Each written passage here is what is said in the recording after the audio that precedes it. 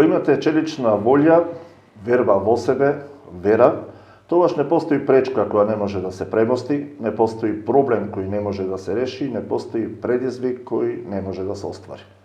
Може би е лесно да се каже, се разбира е потешко да се оствари, но тоа зависи од личниот менталитет.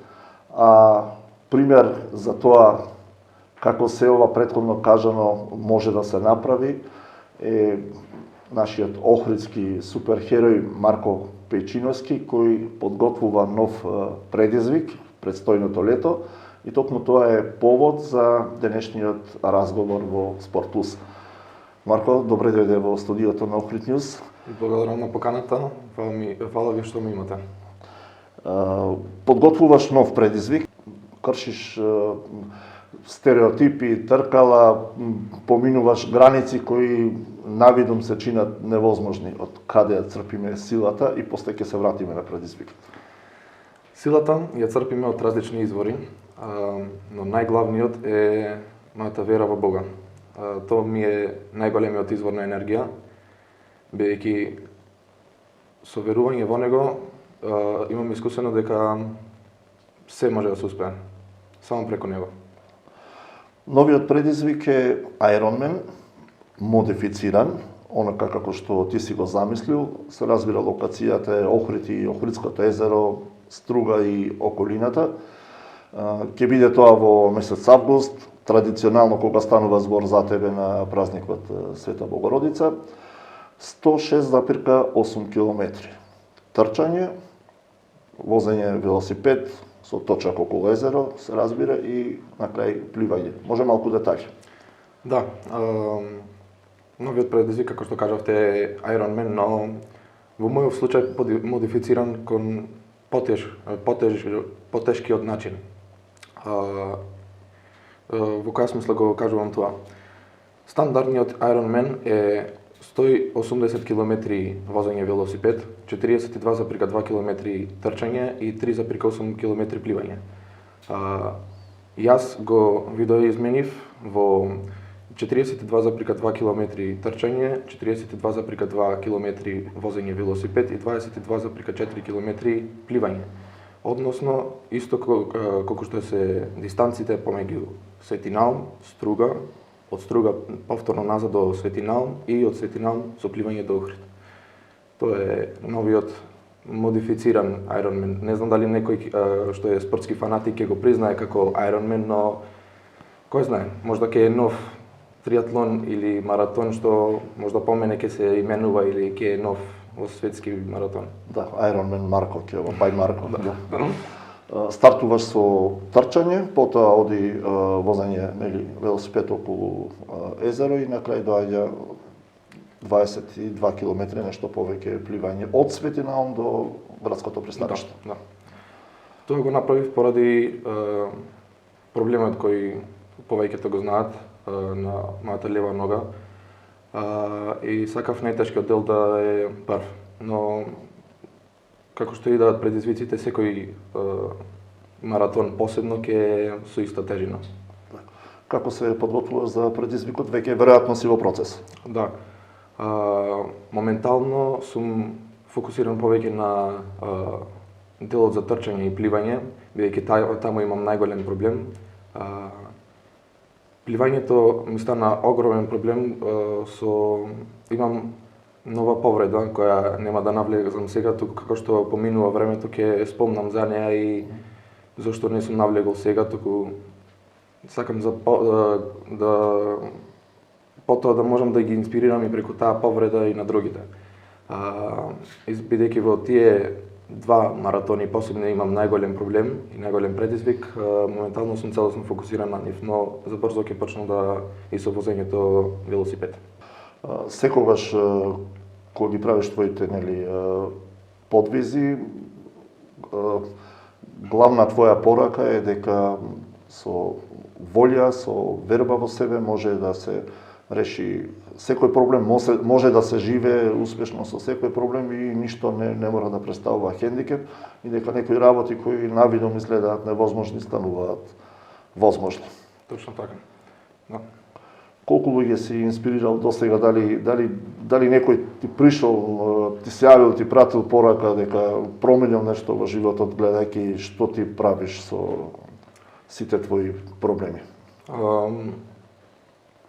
Јас повеќе гледам за дали можам на некого од мојот случај нешто да научам. Тоа е исто со овај мој нов предизвик. Имам, за разлика од другите години, многу поразличен пристап, бидејќи претходните години беше повеќе фокусирано на само предизвикот, да го направам и тоа да е тоа. Сега сакам да сите работи кои што сум ги научил низ годините, без разлика на моите 19 години, јас се чувствувам, а и други ми имаат кажано дека мојата приказна е посебна, поради причина на сите тие потешкоти и предизвици кои животот ми ги има пружено и како што реков, без разлика на моите 19 години, се чувствувам како да можам да му помогнам на светот со моите учења, да ги наречеме. И со своите дела? Да. И ќе пробам така да е за ова. Како успеваш околу подготовките, па ќе те навратам да ги споиш, нели, твоите обврски, бидејќи се дообразуваш во моментов, живееш надвор од Охрид. Како изгледа еден нормален, обичен ден на Марко? Па во последните месеци, кога почна посериозно со тренинзите, ми е константно работа. Дали е тоа тренинг или во мојот личен живот, дали е со учење или било што, константно работа. Тоа го правам од причина не дека сакам. Верувајте ми дека секој чекор јас кој го правам ми представува болка. Секој завеслај во моментов кој го правам ми се представува болка. И многу често не сакам да станам од сабајле, дека знаејќи дека треба јас да одам на тренинг. Но си размислувам. Што ако луѓето речат Марко Печиновски можеше да е некој нешто, ама жално не сакаше или не се потруди. Како можам јас тоа да си го дозволам, да го извалкам презимето, со тоа дека не сум сакал? Да ги разочарам моите предци кои се бореле за својот живот или за јас сега да имам привилегии кои ги имам? Или како можам да ги разочарам моите потомци? Како ќе се чувствуваат тие ако го носат презимето Печиновски, ако јас сум го потрошил животот? И станува доаѓа до поента каде што не е веќе што сакам да се направи, туку што мора да се направи. Овој предизвик јас кој го правам не е повторно дека едва чекам да го направам, бидејќи, како што кажав, болка е и знам дека треба да трпам, но во последните 2 години, од 2,5 години од моето последно пливање, психичката тортура беше поголема него било која физичка болка. И знам дека и сега ќе е тој случајот. Таа физичка болка е не блиску до тоа што треба да издржам.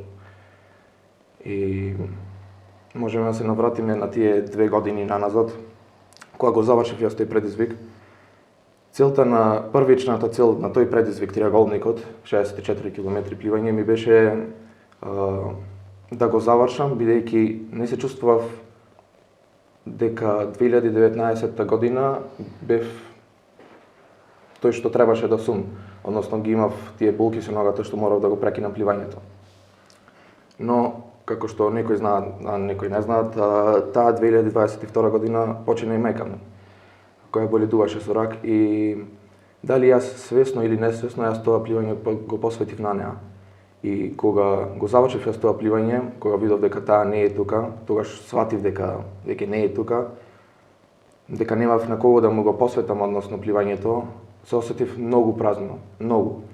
На крајот на 2024 година, кога веќе константно не можев да добијам здрав сон и кога сите спомени кои ми тежеа и целиот стрес од иднината и моменталната состојба моја наеднаш ми стежна и кога една вечер се навраќав на сите тие работи, бев без емоции, што ми беше чудно. Но најтешкиот факт беше тоа дека кога сватив дека јас имам оддалечено од Бога. Дека јас секоја молитва навечер во последните неколку месеци ја рецитирав, не беше од душата. Во тој момент побарав прошка од Бога, побарав да го земе мојот живот под контрола.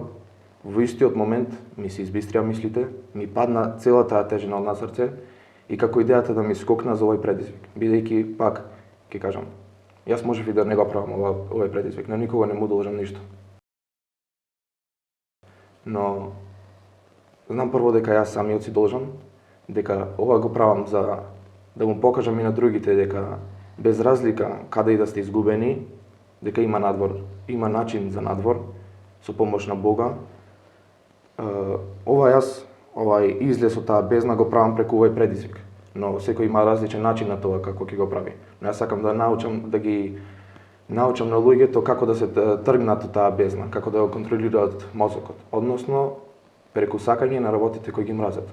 Една од поентите од ова твое инспиративно отварање вака е дека човек мора да си поставува предизвици пред себе доколку сака да се движи во вистински правец. Подготвивте инспиративен видеоспот како најава на предизвикот кој ќе предстои ова лето.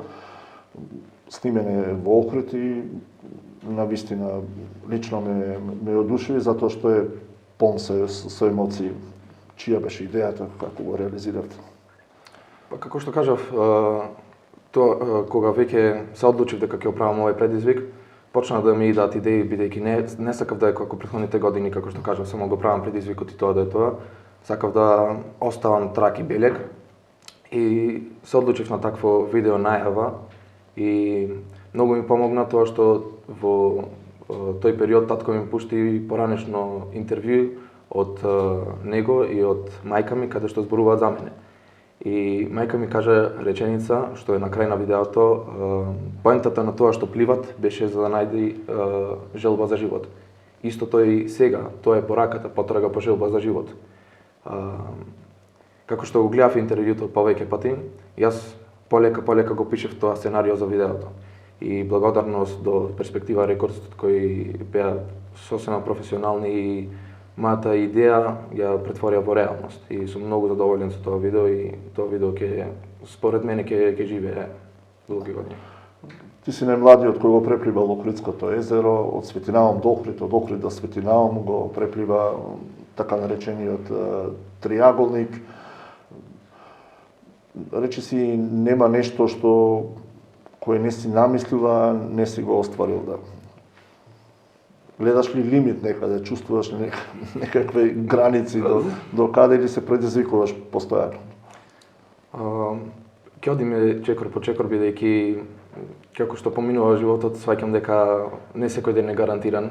Не знам јас дали колку и сурово да звучи, не знам дали јас ќе преживеам тоа дента на предизвикот, но одиме чекор по чекор, одиме предизвик по предизвик и секој ден е предизвик и затоа се подготвувам од ден за ден. Марко Печиновски, инспиративен како и секогаш. Ти благодарам на издвоеното време, на овој разговор, секогаш е задоволство да се биде во твое друштво. А се надевам дека со задоволство не следеа сите кои во овој момент се на фреквенцијата на Охрид. Благодарам. Благодарам и вас. Пријатно.